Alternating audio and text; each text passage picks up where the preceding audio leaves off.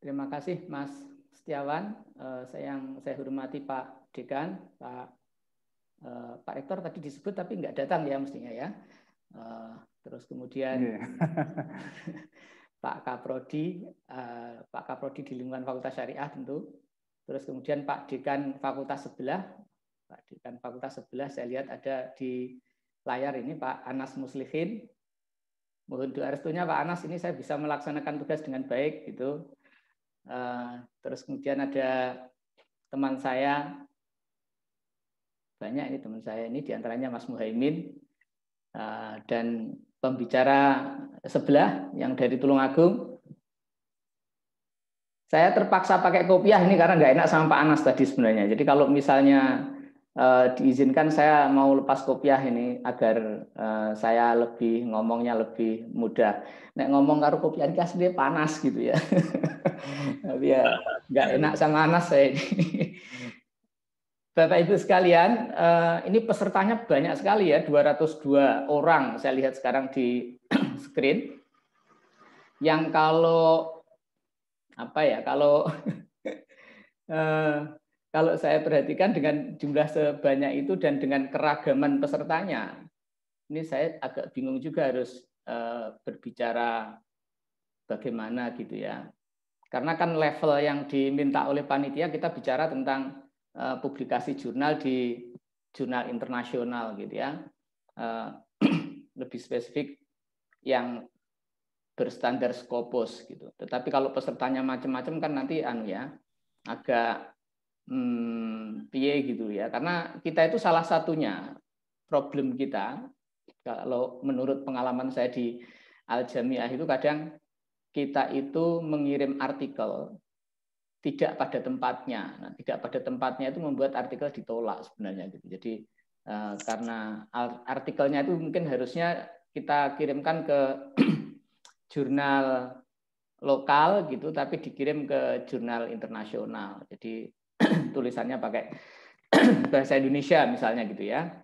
Sementara jurnalnya berbahasa Inggris. Baik, saya sudah menyiapkan makalah, bukan makalah, apa namanya, PowerPoint. Semoga bisa saya sharing ini. Bisa di sharing sekalian ya, semuanya bisa melihat layar saya kira ya. Saya sesuai dengan permintaan panitia itu menyiapkan PowerPoint untuk standar artikel jurnal internasional, itu yang saya siapkan. Nah, nanti saya tidak tahu karena saya juga belum sempat ngomong sama Mas Udin. Mas Udin nanti bicara tentang apa gitu. Tetapi saya akan memulai dari secara spesifik artikelnya karena nanti kalau tidak salah dilihat dari jadwalnya itu Mas Udin akan bicara bagaimana mempublikasikan di jurnal internasional. Jadi saya mungkin akan fokus ke makalah gitu. Nah, sebagai editor jurnal, mungkin Bapak Ibu sekalian pengen tahu mengapa kami itu suka menolak artikel gitu ya. Nah, saya menyimpulkan saja berdasarkan pengalaman panjang itu kurang lebih kalau ke Al-Jamiah itu ya ada orang telepon, saya matikan dulu. Ada 6. Yang pertama adalah, dan yang paling sering, bukan sering, nggak banyak sih ini, tidak sesuai cakupan tema jurnal. Jadi misalnya tulisannya itu tidak terkait dengan Islamic Studies, tetapi dikirim ke Al-Jamiah. Ini termasuk tulisan-tulisan yang menyangka bahwa yang namanya Islamic Studies itu pakai dalil. Jadi misalnya ada tulisan dari universitas negeri non UIN gitu, tulisannya tentang biologi, lalu kemudian diberi dalil-dalil gitu ya. Jadi dikira dengan begitu terus kemudian tiba-tiba menjadi Islamic Studies. Sedikit-sedikit mengutip Al-Quran seperti Ustadz sedang khutbah. Nah, yang kedua, naskah tidak lengkap. Ini sederhana saja Bapak Ibu sekalian. Jadi kalau Bapak Ibu ngirim ke jurnal, pastikan bahwa hal yang sangat sepele seperti ini, judul, nama pengarang, afiliasi, abstrak, keyword, tabel, dan gambar jika diperlukan, referensi, itu lengkap gitu. Karena kalau kita ketemu naskah yang tidak lengkap, kita itu mau menindaklanjuti sudah editor itu sudah mikir ini kok laniat gitu ya. Jadi mending Bapak Ibu perhatikan betul sebelum mengirim bahwa kelengkapan dasar itu terpenuhi. Jangan sampai tulisannya bagus, risetnya bagus, tapi hanya urusan naskah saja tidak lengkap. Terus kemudian yang sering kasusnya di Al-Jami'ah itu juga naskah kita tolak karena kurang panjang. Al-Jami'ah itu kan punya standar minimal 5.000 kata ya, 5.000 sampai 7.000 kata. Kadang orang nulis artikel baru 2.500 kata itu dikirimkan ke Al-Jami'ah.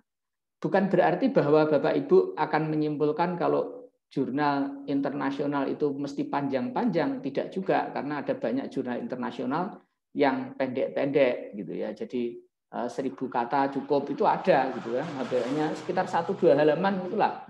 1,5 halaman, 2 halaman itu sudah bisa dimuat. Ya, itu tergantung jurnalnya. Maka pastikan bahwa Bapak Ibu mengetahui jurnalnya meminta berapa. Nah, yang keempat, bahasa Inggrisnya tidak layak untuk dilanjutkan ke level review. Jadi kita saja baca sudah guyu gitu ya. Jadi tidak usah kita kirimkan ke reviewer, nanti tidak malah membuang waktu, toh akhirnya juga ditolak oleh reviewer. Saya bahasa Inggris saya tidak sebagus Udin ya. Kalau saya sih bahasa Inggris ini biasanya ya saya minta tolong orang kalau saya. Kita sendiri kan bukan orang Inggris, cara berpikir kita sangat Jawa gitu ya. Jadi kita dandake sajalah kepada yang ahlinya gitu agar bahasa Inggrisnya lebih baik.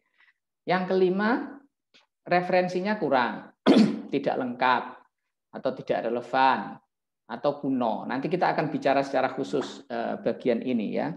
Tetapi nanti sekarang kita secara umumnya saja dulu. Yang terakhir adalah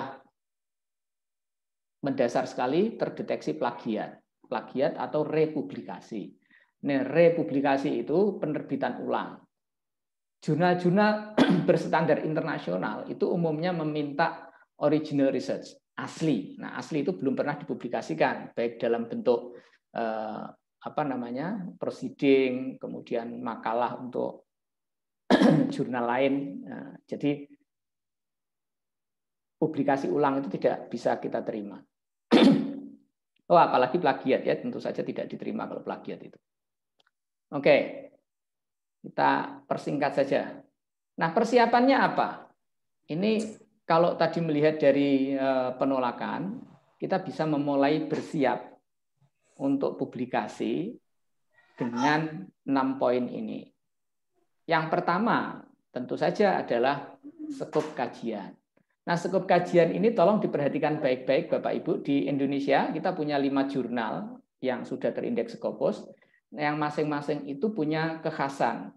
Nanti Udin mungkin akan lebih detail tentang itu ya. Tetapi kurang lebih kalau misalnya Al-Jami'ah itu Islamic Studies secara umum, jadi boleh nulis Islamic Studies di mana saja, itu bisa dikirim ke Al-Jami'ah. Nanti kalau Studia Islamika kalau tidak salah di Asia Tenggara misalnya.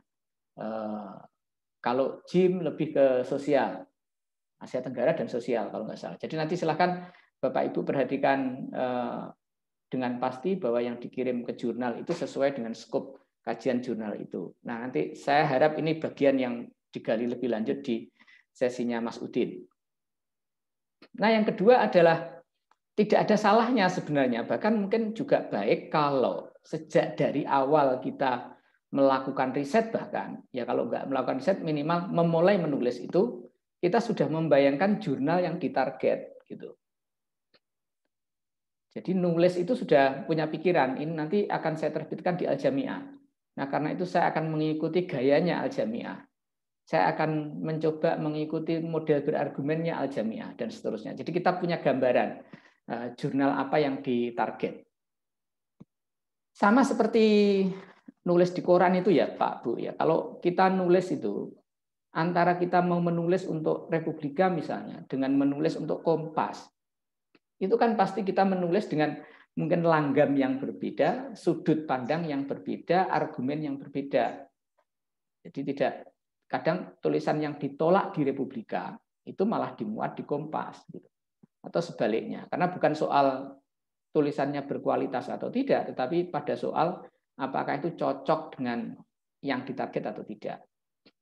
Nah, kemudian yang ketiga, kapan mau terbitnya itu juga perlu dipikirkan ya. Kadang begini, sebagai pengelola jurnal, kita itu sering menerima orang yang kesikut, kesusu maksud saya ya, kesusu mau terbit. Jadi misalnya, dan itu berkali-kali kita terima begitu, Pak, ini saya mau terbit bulan ini, Al Jamiah masih punya slot enggak, misalnya gitu, seolah-olah gitu ya.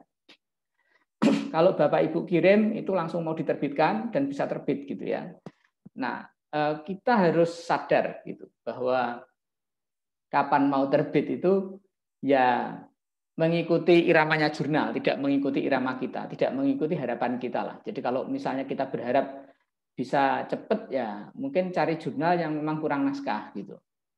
Jadi jangan berharap jurnal yang naskahnya banyak itu kemudian bisa menerbitkan cepat gitu ya. Nah, yang keempat, jenis akses jurnal. Ini terkait dengan dengan biaya dan seterusnya nanti. Kadang ada jurnal yang close access dan berbiaya. Saya tidak tahu, tapi ya saya belum punya pengalaman. Tapi ada jurnal yang kalau Anda mengirimkan bayar. Open access itu nanti artinya, Anda menerbitkan di jurnal yang artikelnya itu langsung bisa di-share di orang banyak.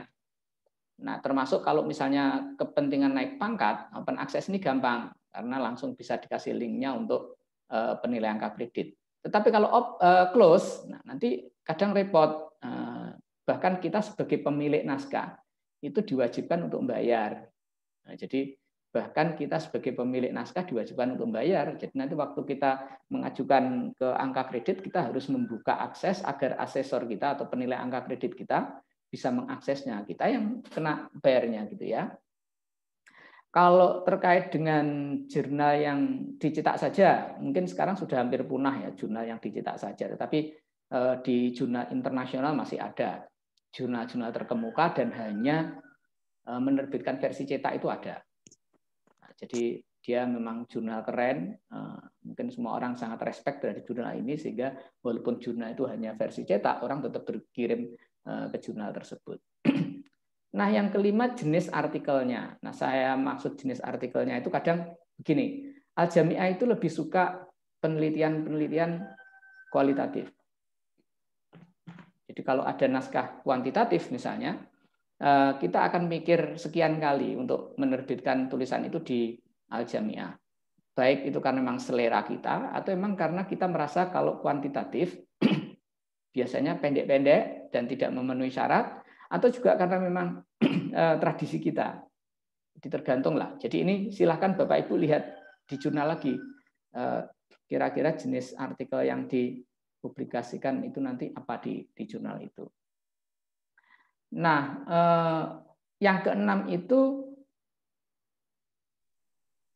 poin apakah tulisan kita itu penting banget untuk diterbitkan di jurnal itu. Jurnal kita mungkin selalu merasa penting ya, tetapi kadang kita juga harus tahu menebak kira-kira apakah tulisan semacam ini penting bagi jurnal itu atau tidak.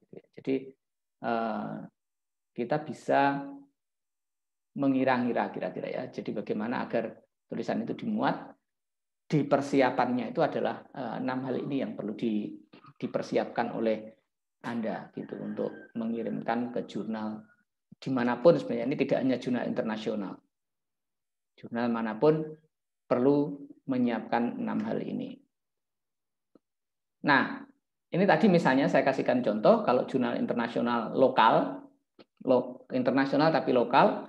Nah, setidaknya kita punya 5 jurnal ini. Ada Studia Islamika, Al Jamiah, Journal of Indonesian Islam, Surabaya, Indonesian Journal of Islam and Muslim Societies, terbitannya Salatiga, dan Kijis yang IAIN Kudus. Nah, saran saya memang, saya begini, bukan maksud untuk apa-apa, tetapi untuk menarget jurnal internasional, mungkin kita bisa belajar dari menarget 5 jurnal ini. Jadi sebelum kita bicara tentang jurnal internasional, mungkin tidak ada salahnya kita nyoba untuk publikasi di 5 jurnal ini. Ya, tapi sekali lagi nanti akan saya serahkan ke Mas Udin untuk memberikan saran bagaimana menyasar publikasi di jurnal-jurnal itu ya. Untuk yang hukum Islam di jurnal internasional luar kita punya banyak sebenarnya listnya ya. Ini saya memberikan beberapa contoh saja karena beberapa orang mungkin kadang bertanya begini ke saya. Untuk tahu jurnal itu predator atau bukan bagaimana Pak? Sebenarnya kalau kita ini orang syariah misalnya, ya kita tahulah jurnal syariah bereputasi itu mana. Nah, kita ini orang syariah kok kemudian ada tawaran untuk menerbitkan tulisan di jurnal yang namanya saja misalnya Science and Communication misalnya. Ya, ketemu berapa perkara kita orang syariah menulis untuk jurnal yang namanya saja aneh bagi kita gitu ya. Mungkin bisa dimuat ya, tetapi ada risiko karena kita tidak tahu jurnal itu ya nanti ternyata jurnal itu adalah jurnal predator gitu ya. Jadi cara paling gampang untuk menghindari predator atau jurnal predator itu ya kita sendiri yang di bidang itu mengetahui akrab dengan jurnal-jurnal yang biasa kita pakai di lingkungan kita gitu. Jadi tidak kaget kalau misalnya Bapak Ibu ketemu dengan jurnal yang tiba-tiba oh ternyata jurnalnya adalah jurnal predator gitu ya. Oke. Ini contoh-contoh saja, saya skip biar lebih cepat.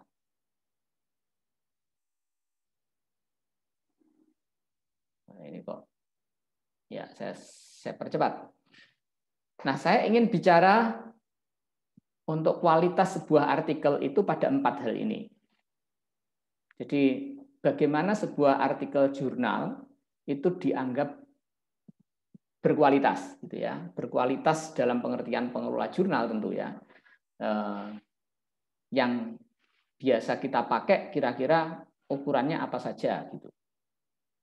Nah, saya menyebut 4 hal ini, yang satu riset, yang kedua novelty, yang ketiga referensi, dan yang keempat impact-nya. Ya, mungkin nanti pembicara lain akan membuat kategori lain, tapi saya melihat 4 hal ini. Dan ini berlaku untuk semua jurnal sebenarnya Bapak Ibu ya, tidak hanya jurnal internasional. Tetapi nanti kita akan bicara detail kalau jurnal internasional kira-kira seperti apa. Ini juga akan saya ringkas saja, tetapi begini intinya. Ada banyak tulisan yang dikirim ke Al-Jami'ah misalnya, itu tidak berbasis riset. Nah, tidak berbasis riset itu katanya itu ada namanya berbasis refleksi. Ilmunya mungkin kalau dalam epistemologi Islam itu irfani gitu ya, dia merenung gitu terus kemudian tahajud, nah tiba-tiba besok jadi satu artikel gitu ya. Jadi berdasarkan mimpi dan ilmu irfaninya dia menuliskan itu gitu ya. Jadi yang seperti itu tidak bisa diterima di jurnal ilmiah. Kenapa? Karena editor itu rata-rata bukan wali, gitu kan hanya wali yang tahu wali. Jadi kalau yang nulis wali ya kita bukan wali, gimana kita tahu kebenaran dari tulisan itu? Jadi mestinya dalam publikasi ilmiah itu orang lain itu bisa mengakses riset itu, valid, variable gitu ya, bisa diverifikasi, verifiable gitu ya, dan kira-kira itu berdasarkan sesuatu yang empiris gitu ya. Empirismenya ya tergantung masing-masing epistemologi ilmunya ya. Saya pernah di jurusan sejarah. Nah, jurusan sejarah itu salah satu mazhabnya itu mengatakan bahwa kebenaran sejarah itu kalau ada teks. Jadi kalau tidak ada teks tidak ada sejarah. Nabi Muhammad itu tidak ada. Kenapa? Karena tidak ada teks. Ya, jadi misalnya mazhab ini akan mengatakan Nabi Muhammad itu mitos. Kenapa? Karena memang Nabi Muhammad tidak ada tertulis dalam bukti-bukti dokumen sejarah. Nah, gitu ya. Nah, kita percayalah Nabi Muhammad itu ada, tetapi mereka yang punya mazhab agak keras dalam sejarah ini mengatakan Nabi Muhammad tidak ada karena tidak ada teks. Nah, kita kan epistemologi kita bukan epistemologi tekstual seperti itu. Kita meyakini Nabi Muhammad ada itu berdasarkan riwayat. Tradisi kita oral. Jadi kita akan mengikuti sejarah dengan mazhab yang oral. Jadi yang oral history. Nah, dengan itu boleh gitu kan. Jadi dalam konteks epistemologi oral history, cerita itu bisa menjadi sumber sejarah. Nah, sebagai pengelola jurnal tentu pengelola jurnal punya mazhabnya, dan karena itu hati-hati dengan mazhab epistemologi pengelola jurnal ini gitu ya. Kita di Al-Jami'ah sering menerima misalnya tulisan sastra. Kebetulan orang Jami'ah itu tidak banyak yang latar belakangnya sastra. Nah, tulisan yang dikirim ke Al-Jami'ah misalnya penelitian tentang novel. Ya, meneliti tentang novel. Novel itu karya fiksi kan. Itu diteliti. Dan yang diteliti itu misalnya dampak novel itu secara politik. Nah, kadang kita itu mikir ya, orang yang baca novel itu berapa dan bagaimana mengukur bahwa novel ini punya dampak politik dan tidak. Nah, tanpa berniat meragukan, kami merasa ini bukan ilmu kami gitu aja gitu kan. Kalau bukan ilmunya kan kita juga tidak tahu apakah ini benar dan salah. Sama seperti kalau ada orang kedokteran mungkin ngirim tulisan penelitian tentang kedokteran ke kami, ya kami tolak bukan karena itu salah, bukan karena itu tidak valid, tetapi karena kami sebagai editor tidak bisa melakukan validasi itu ya. Jadi itu tadi pentingnya kita kembali ke jenis jurnalnya, ke kira-kira langgam jurnalnya seperti apa. Di baik dan buruknya sebuah riset juga tergantung dari mazhab akademik yang dianut oleh jurnal itu. Nah, yang berikutnya ini novelty. Saya sering mengatakan kita ini sebagai kaprodi, seprodi sering sangat galak kalau ada mahasiswa mengajukan judul. Judul A ditolak, ini sudah pernah. Judul B ditolak, ini sudah pernah. Judul C tolak, ini sudah pernah, gitu kan. Tetapi begitu giliran kita menulis untuk jurnal, kita tuh nggak pernah bertanya kepada kita, emang kita orang pertama yang menulis tema itu, gitu. Jadi novelty itu memastikan bahwa yang kita tulis itu adalah sesuatu yang baru, new finding, ada temuan barunya. Nah, temuan baru itu bisa dibagi dua kalau kita mau bicara ya, karena semua mungkin merasa punya temuan baru, tapi baru itu levelnya dua. Yang pertama cuman incremental, jadi tambahan saja lah, tambahan minim. Misalnya penelitian yang sudah ada itu meneliti cara mengajar bahasa Inggris di SMP Ma'arif 1 gitu. Terus besok ada yang penelitian lagi cara mengajar bahasa Inggris di SMP Ma'arif 2. Nah, besok lagi ada penelitian mengajar bahasa Inggris di SMP Ma'arif 3 dan seterusnya. Jadi itu hanya incremental. Ya, novel pasti baru karena beda lokasi, tetapi itu enggak signifikan. Nah, karena itu impact-nya, nanti bicara impact juga rendah. Nah, sementara yang lain itu konseptual. Konseptual itu Anda betul-betul datang dengan data segar, dengan konsep baru, temuan yang betul-betul baru yang membuat orang berpikir, oh begitu toh, gitu. Oh begitu toh, begitu tohnya itu terasa betul karena kita menemukan sesuatu dan menyajikan sesuatu yang baru. Gitu. Nah, dengan begitu impact-nya juga tinggi. Nah, kalau impact-nya tinggi, maka kita bisa menyasar jurnal yang lebih tinggi. Nah, karena itu Bapak Ibu, tolong diperhatikan. Kalau Bapak Ibu ingin publikasi, kadang kan kita punya penelitian ya. Penelitian kita itu kita lihat sendiri. Wah, ini penelitian kecil-kecilan. Bisa diterbitkan enggak?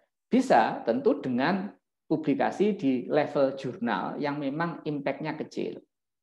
Jadi tahu diri kita itu gitu ya. Jadi jangan sampai penelitian tentang satu lokasi di desa MI, penelitian tindakan kelas nanti dikirim ke jurnal internasional misalnya. Ya itu tidak bisa diterima karena impact-nya mungkin sangat rendah ya. Nah, referensi. Kita sampai ke referensi. Saya membedakan referensi itu menjadi dua. Karena kadang orang tidak membedakan ini menjadi dua.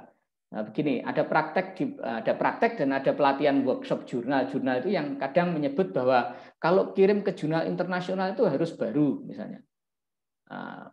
Referensinya harus 5 tahun terakhir. Nah, kita harus melihat sebenarnya referensi itu karena kita dalam tradisi acara bareng-bareng ya. Ya dibagi waktunya. Iya, dibagi. Ya, saya lupain.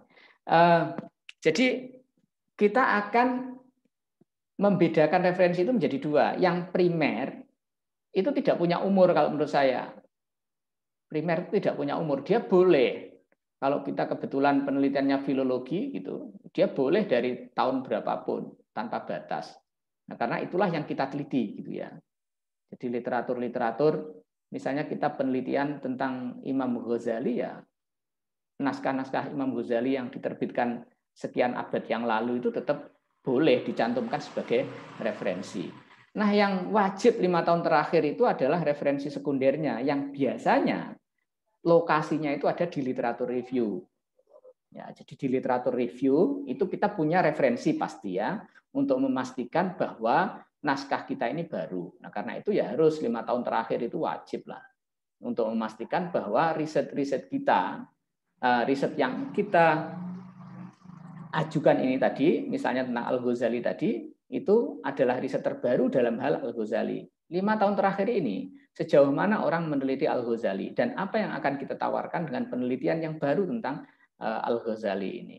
Misalnya gitu ya. Jadi 5 tahun yang terakhir ini ada dalam kelompok sekunder dan itu memang wajib baru karena juga untuk memastikan novelty tulisan kita.